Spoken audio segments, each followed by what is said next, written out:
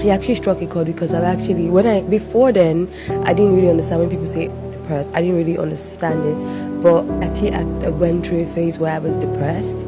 It's beautiful, you.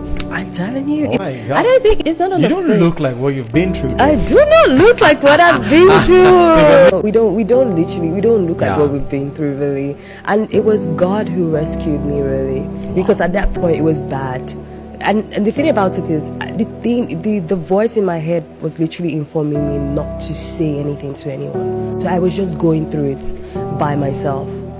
Right, by myself, I was going through a very tough stage in my life, and it was lying to me. You said something about, voices lying to you, right?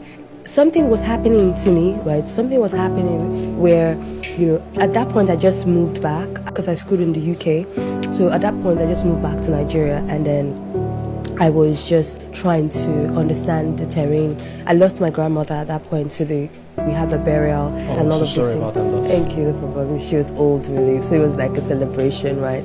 But there were so many things that happened that I had to return, right? And then at that point, I was, I wanted to go back after the burial and all that, but my visa had already expired. So many things were happening. I don't really want to say, much here. So many things were happening that was really affecting my mind, right? Because I really had my life all planned out, right? You see how you plan things and God is just laughing at you. Say, this one does not.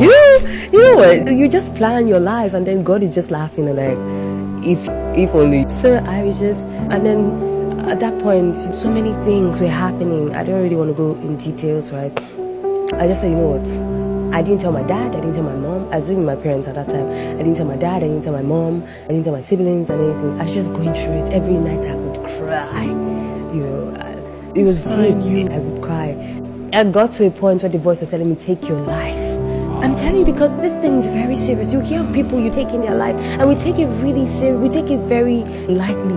We take it really lightly, and we say, why would that one take it lightly? The problem no reach now. The problem no reach. Yeah, I know. You don't know the spirits that are brooding over that. Do you get what I'm saying? Imagine, do you know I almost took my life? Wow. I literally almost, this was like 2013. So I almost took my life.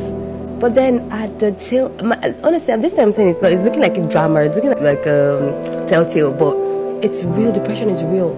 Like voices in your head, they are real. I was going to do it. I already planned everything. So I was waiting for my parents to go, my mom and my dad to go to work. My sisters, they went to school. They went out, I think. So,